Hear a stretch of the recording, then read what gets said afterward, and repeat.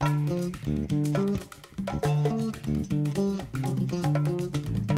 found that, especially dealing with the older studio musicians in LA, because I came up in a wonderful time, I sort of broke in towards in LA I broke in towards the late 70s.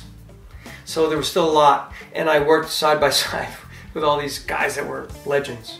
And I found, like, I'll just throw one name out to you, Jim Keltner, the drummer, right?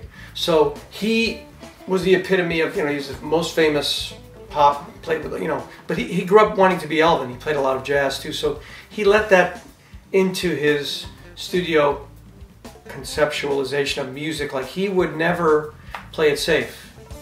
He would be crafting as a good composer should. I learned how to compose my parts, like you had to do that. That's the one thing that I stress with my students now is, in those days, you didn't get hired to be a recording bass player unless you could come up with 1-bar, 2-bar groove patterns at the drop of a hat in any tempo.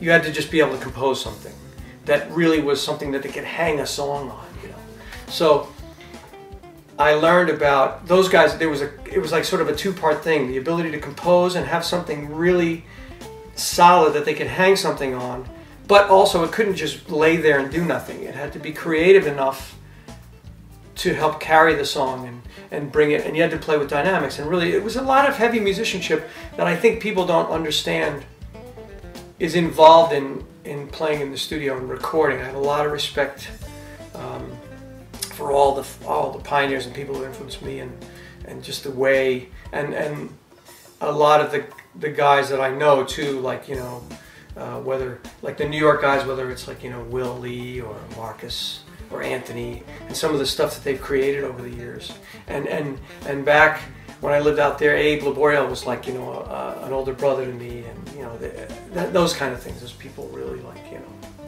and I admired their willingness to also take chances.